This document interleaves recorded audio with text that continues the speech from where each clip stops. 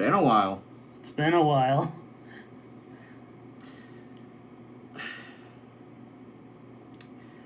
This movie's great. Go watch it. Yeah, that's all we can really say, honestly.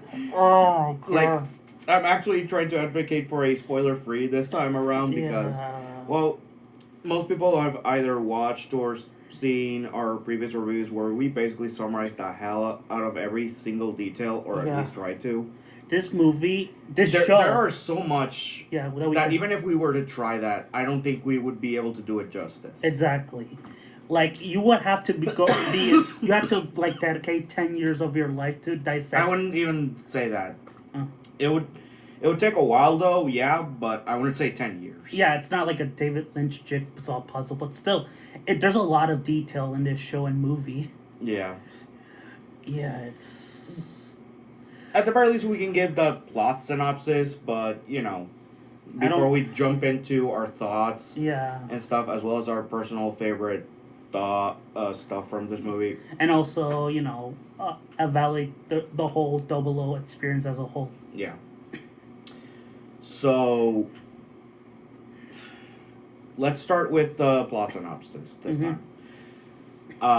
2 years past the end of the series, we cut into basically the Earth Federation's finally starting to get its shit together. Change everything about it, removing the A laws, stuff like that, and starting with a new stuff, peace advocacy this time around. Yeah, not like the forced imperialism. Yeah, and while they're doing this, the celestial being is basically hiding themselves and only helping out with minor stuff while the world is basically fixing itself. Basically, a couple remnants of the A laws. Not even that, just helping with minor stuff like, say, construction. Slavery. Exactly.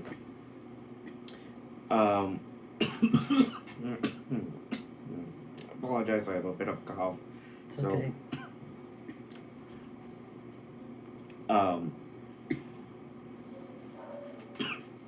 But yeah, aside from that, our plot basically starts kicking in when these living metal creatures called the ELS, aliens, more or less, yeah, start appearing and basically absorbing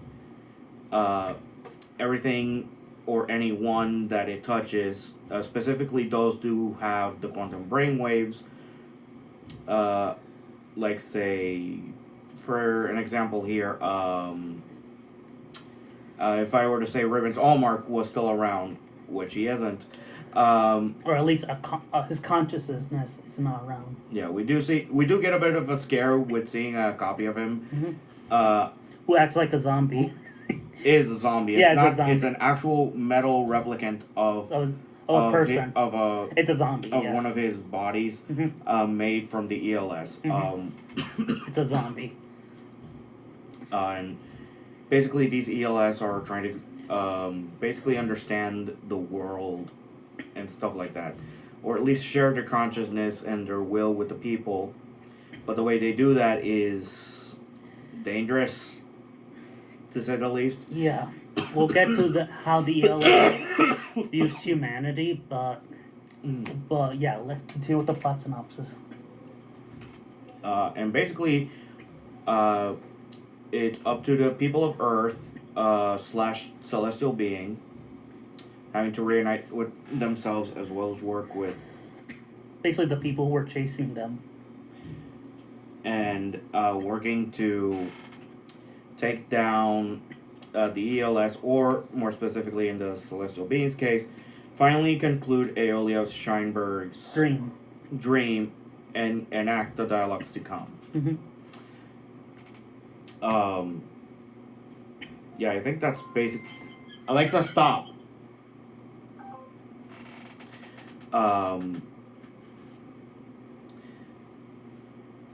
And yeah.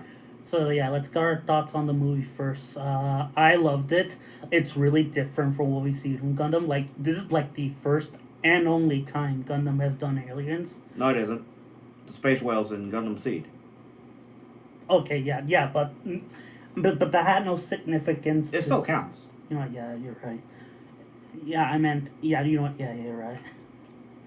It counts. Yeah, it's space whales. Yeah. But yeah, But but you know what I mean. but I think this one more counts to it being played straight. Exactly. And honestly, I wouldn't mind seeing more Gundam plots like that. But done rarely. I like my human versus human conflicts. Yeah. But as a way to step up the game, I wouldn't mind alien antagonists once in a while. Yeah, or at the very least, if it has to be brought in, only use it during a movie like this. That too. Or if you have to do it in a series, make it interesting, like you did with the OS. Don't just make them humans and that's it, like you do with Yeah. Super Robot Media. Um. Yeah. So aside from that, I do think the ELS are an interesting final antagonist for the Celestial Being crew. They are faceless for the most part. You don't get an idea of what they are until the literal last parts of the movie. I wouldn't say they're faceless. I just think they're They really are hard. faceless. I mean, true, but I think they're just really hard to understand. Due to them being, well, alien. Yeah. But to finish some of my thoughts with the ELS real quick. Mm-hmm. I think that they are probably the perfect final antagonist for the Double O crew. Mm-hmm. I know that's probably gonna get flack from the Gundam community because they have a thing against aliens for some reason. Yeah, I think because they prefer human versus human conflicts, which I do too, but I don't mind aliens in this movie. They serve a narrative purpose, and at least it fits with Tomino's message at the end. Yeah. And going from there to my thoughts on the final Gundam designs for the movies, even if the Quanta isn't used until the literal last parts of the movie. Mm-hmm. The Harut, it looks great. I like the way the mask opens up for the black red eyes thing. There's something I should mention as well.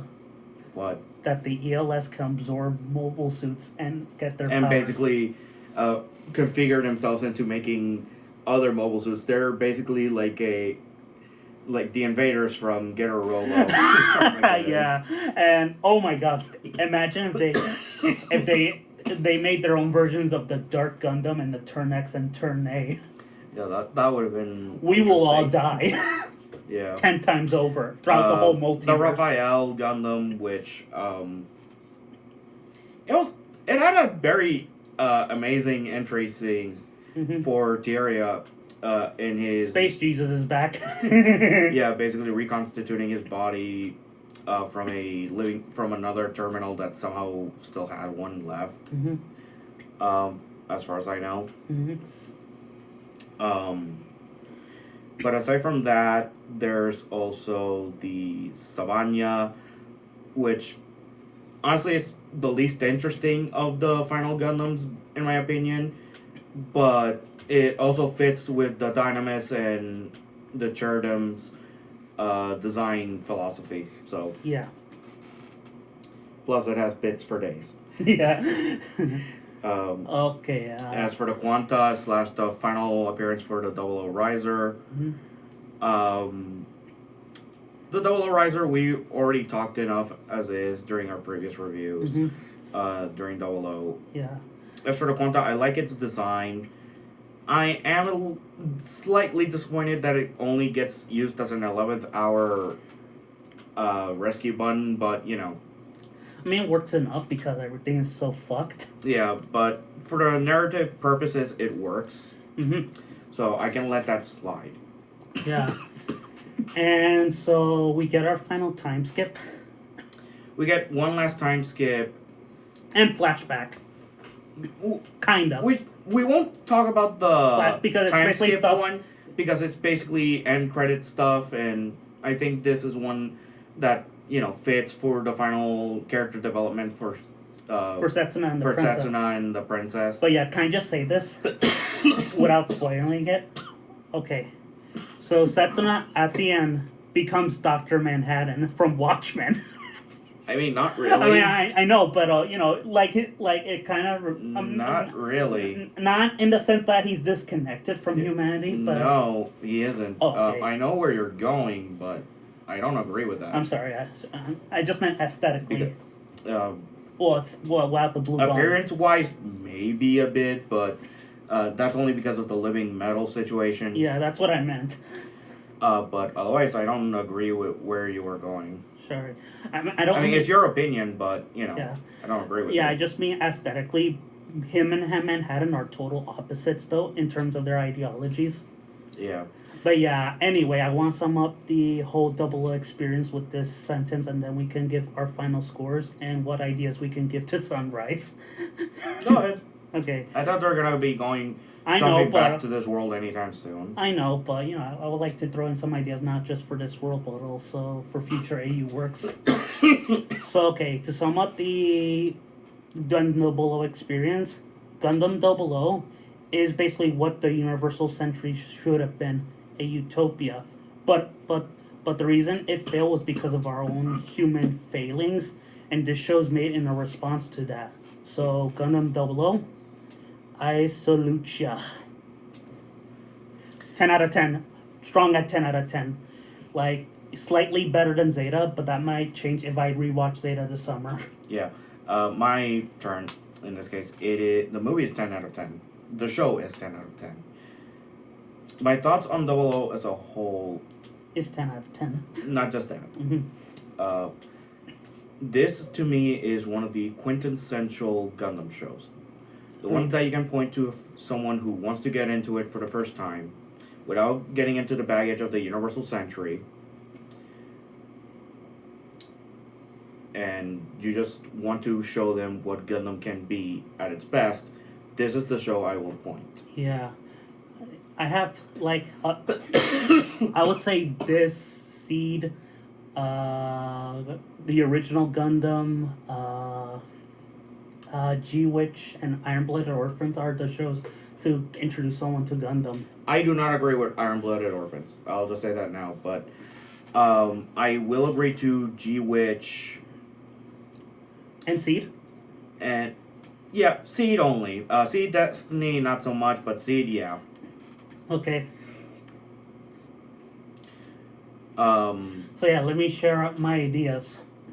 Some 5 ideas. If you want, basically, to the people who are making this sequel, the show that they say will happen in 2027, just do something new and interesting. Well, okay, maybe explore some new alien antagonists. I mean, that can be interesting in its own right. I'm kind of hoping they adapt the parts from the mangas where Graham Acker is finally able to pilot a version of the yeah, I hope that too. Maybe that could be an in-betweener between the ending of this. Yeah.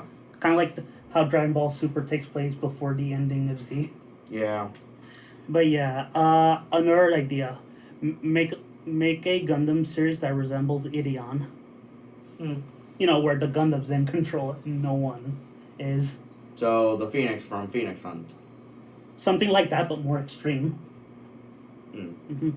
But yeah, I guess those are my only 2 ideas. So yeah, see you later. We should say this now. Next up is Code Geass. Yeah, we'll probably do that after summer. Or, you know, if we do start, it'll probably be after summer, but... Yeah. And just in case if it's not, we'll see you. We'll at least be able to start it soon enough, but, you know, we do have stuff. We do have stuff to do. Involving our families and stuff. I also plan to do a video with this guy, a video essay about the best Hollywood Legacy sequel, so we'll see you after summer. Yeah. Peace. Peace.